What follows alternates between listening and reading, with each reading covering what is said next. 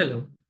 तो आज अपने समझेंगे शक्ति पंप्स इंडिया लिमिटेड के बिजनेस के बारे में कि कंपनी कौन से प्रोडक्ट्स बनाती है, इंडस्ट्री साइज क्या है, इंडस्ट्री साइज क्या है जो प्रोडक्ट्स कंपनी बनाती है उनकी, कंपनी के रेवेन्यू स्ट्रीम्स क्या क्या है, कौन से रॉ मटेरियल्स कंपनी यूज करती है टू मैन्युफैक्चर देयर प्रोडक्ट्स, क्या मार्जिन में कंपनी किस मार्जिन में कंपनी काम करती है अपने, ये भी समझेंगे।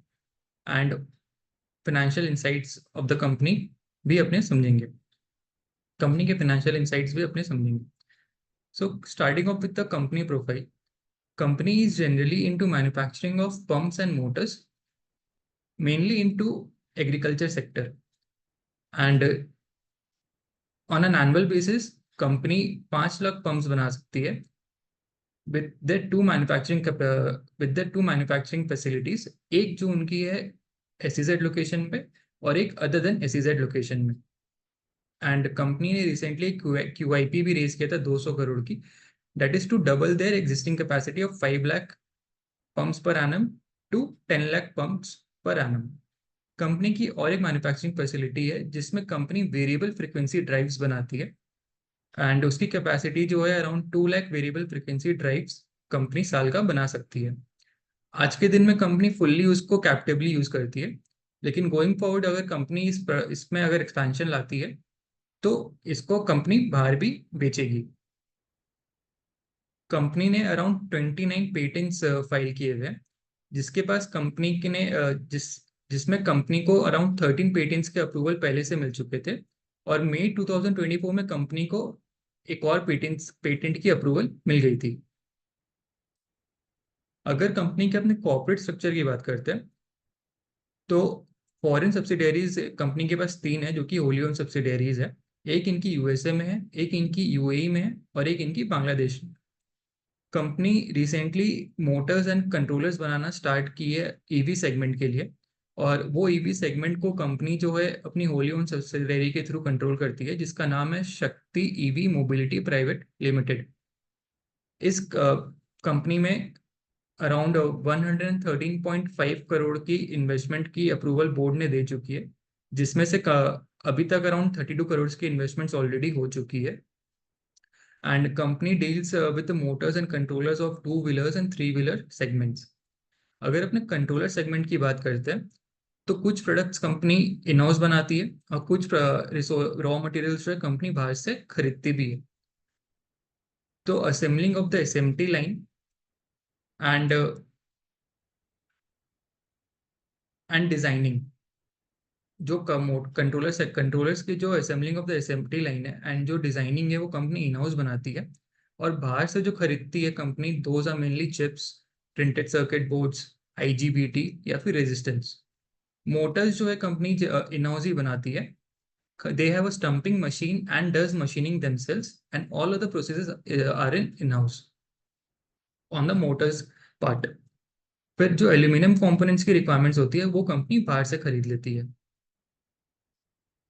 SPIL, that is Shakti Pumps India Limited, is also a part of International Solar Alliance, which demands around 270,000 solar pumps across 22 countries, 1 gigawatt of solar rooftop across 11 countries, and 10 gigawatt of solar mini grids across 9 countries.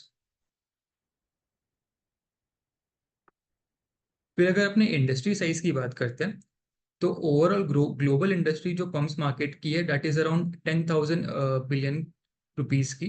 और अगर अपने Indian industry की बात करते हैं with respect to pumps की, तो that is around 36,500 crore की। That can go up to 36,500 crore.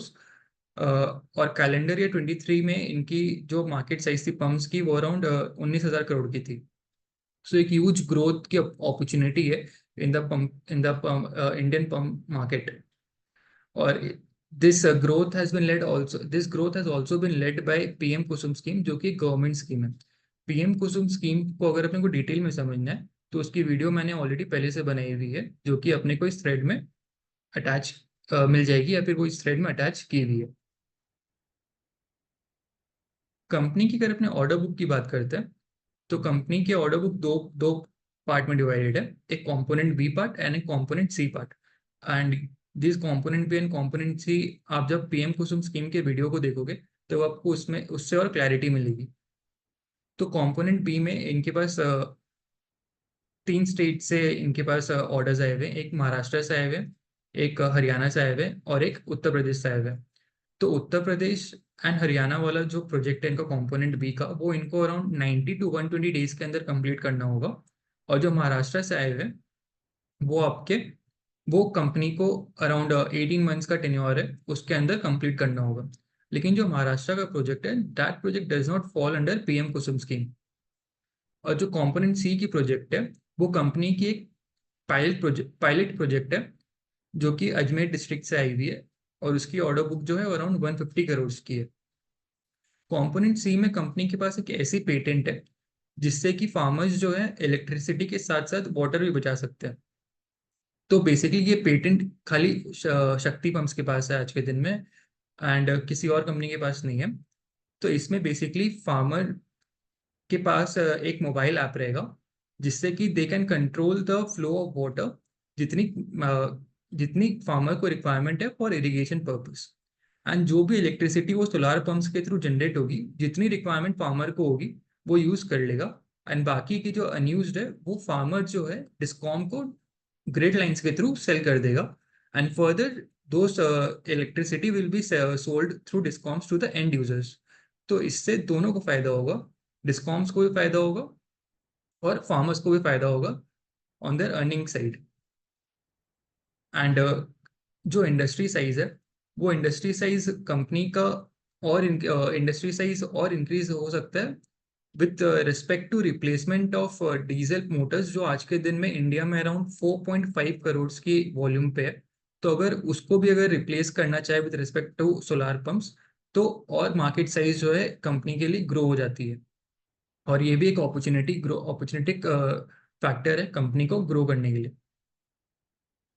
Company की अगर अपने रेवेन्यू एंड रियलाइजेशन के बारे में बात करते हैं, तो जो मेजर रेवेन्यू है कंपनी का, वो अराउंड 69% जो है गवर्नमेंट ऑर्डर से बैकड अप है, that is mainly on the back of PM Kusum scheme. Revenue export से अराउंड 21% की होती है।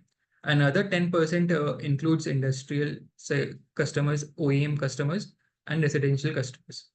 अगर अपने एक्सपोर्ट्स की बात करते हैं, तो एक्सपोर्ट की जो 21% है, उसमें से अगर अपने मेजर कंट्रीज देखेंगे, तो उसमें से अराउंड 34% जो है वो एशियन कंट्रीज है, 21% अफ्रीकन कंट्रीज है, 21% मिडिल ईस्ट कंट्रीज भी है, यूएस यूनाइटेड स्टेट से contribute around 17%, and rest of the world से अराउंड 5.7% की रेवेन्यू आती है of total, of 21% of the total revenue. फिर अगर अपने एवरेज रियलाइजेशन पर पंप की बात करते हैं, तो that is approximately around 3 lakh rupees per pump. And along with the pumps, company also needs to sell the solar cells, which comprises approximately 50% of the revenue. And in solar cells, the company does not earn margin at all. And going forward, management ने अपनी जो revenue guidance दी है, that is approximately around 25% to 30%, and those are mainly on the back of the government projects.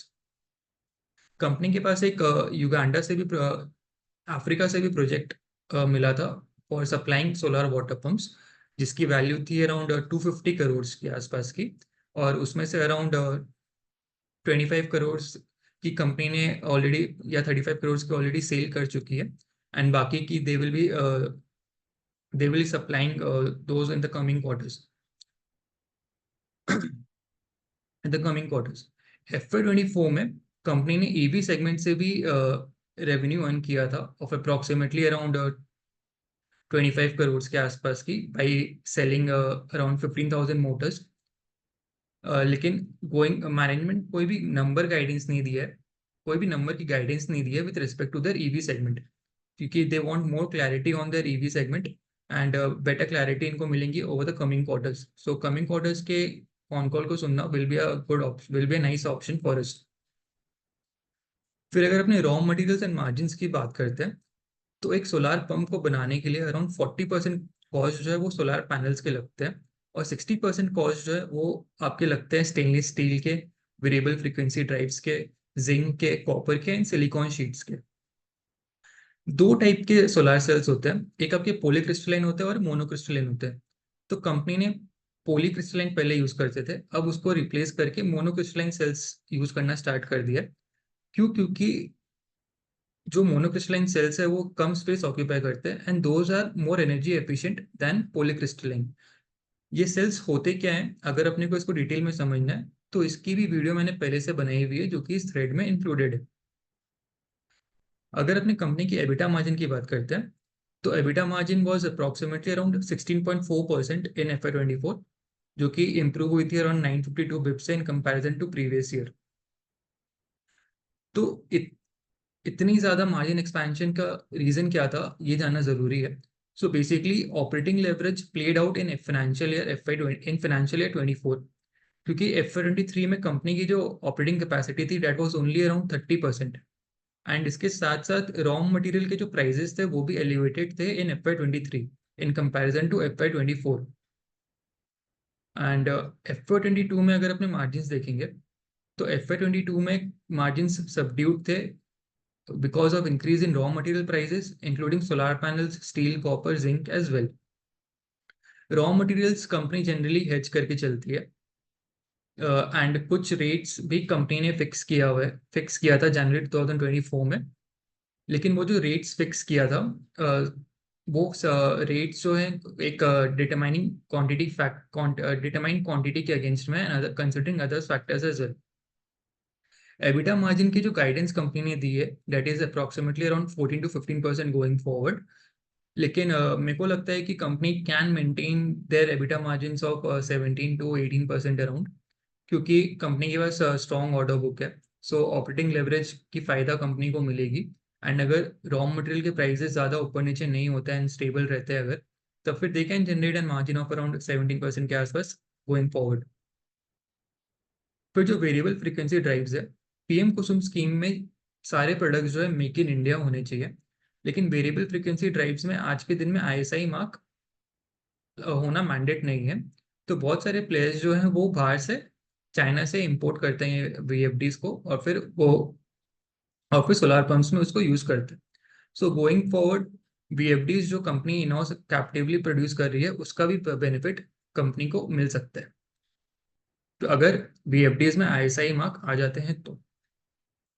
अगर अपने customer collections की बात करते हैं तो जो कंपनी के पास अफ्रीका से प्रोजेक्ट मिला हुआ है, कंपनी को जो अफ्रीका से प्रोजेक्ट मिला हुआ है अराउंड 250 करोड़ की या 350 करोड़ के आसपास की वो प्रोजेक्ट है, वैल्यू है। वो फंडेड है आपके एग्जिम बैंक के through and the company do not have any risk against it. Credit risk कुछ भी नहीं है कंपनी के उस प्रोजेक्ट के अगेंस्ट में, क्योंकि वो फंडेड है आपके एग्जिम बैंक के थ्रू। सेकेंडली जो भी गुड्स एक्सपोर्ट होते हैं those are insured by ECGC, export credit guarantee corporation of India. तो बैड डेट होने के चांसेस भी बहुत कम है।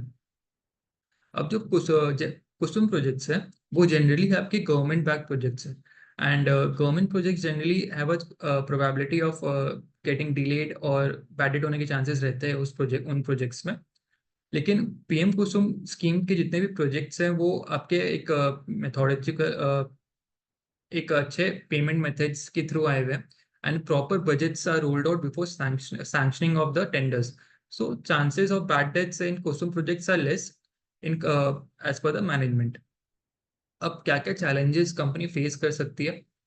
गवर्नमेंट कंपनी की जो रेवेन्यू है those are mainly dependent on the government projects. तो अगर गवर्नमेंट प्रोजेक्ट्स में अगर मिलना कंपनी को बंद हो जाता है तो उनकी जो ऑर्डर बुक है वो भी कम हो जाएगी और revenue can get a big hit.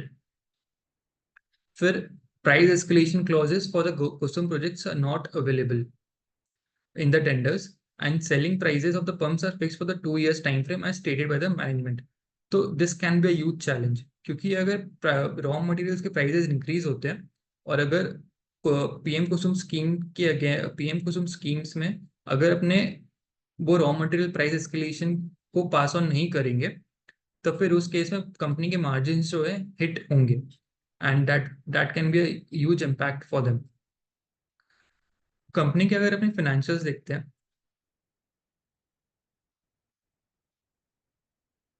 Company के अगर अपने फाइनेंशियल्स देखते हैं तो अपने देख रहे हैं कि FY21 में कंपनी की सेल्स जो है अराउंड 2 टाइम्स हो गई थी, 2.5x हो गई थी। तो ये क्यों हुई थी? क्योंकि इनकी जो सोलार की सोलार सोलार ईपीसी सेल्स जो थे वो इंक्रीज हो गए थे अराउंड 542 करोड़ से, and this led to the positive numbers in the financial statements. फिर FY23 में जाके इनकी सेल्स जो डिप भी हो गई थी। सो ये जो कंपनी ने अराउंड 400 करोड़ की ऑर्डर बुक थी हरियाणा के स्टेट से। तो उस ऑर्डर को कंपनी ने सरेंडर कर दिया था, क्योंकि उस 400 करोड़ के प्रोजेक्ट में कंपनी मार्जिन्स नहीं बना पा रही थी। तो वो प्रोजेक्ट को सरेंडर करने की वजह से कंपनी ने सेल्स में इम्पैक्ट लिया था, और मार्जिन्स भी इनकी सबड्यूड थी 23 में, क्योंकि वही प्रोजेक्ट्स को उनको एग्जीक्यूट नहीं कर पाए थे, कैपेसिटी यूटिलाइजेशन भी कम थी, एंड रॉ मटेरियल प्राइसेस भी एलिवेटेड थे। कंपनी के पास बोरिंग्स आज के दिन में नहीं है कुछ भी, and company is net debt free. जो भी बोरोइंग्स है कंपनी की वो शॉर्ट टर्म बोरिंग्स ही है, and company is net debt free as they have a cash equivalence of 201 crores। Cash flows भी, ऑपरेटिंग कैश फ्लोज जो है वो कंपनी के पॉजिटिव रहे हैं over the years. Working capital days जो है वो ऑन द हाई फ्रंट है कंपनी के, क्योंकि गवर्नमेंट प्रोजेक्ट्स के साथ कंपनी डील करती है। एंड शेयर होल्डिंग पैटर्न में मार्च 24 के क्वार्टर जो है उसमें प्रोमोटर्स ने अपने स्टेक कम किया था। DIs and FIs have increased their stake as well. So this was a understanding, or this was a analysis of the Shakti Pumps India Limited. So we'll see you next week. Until then, thank you.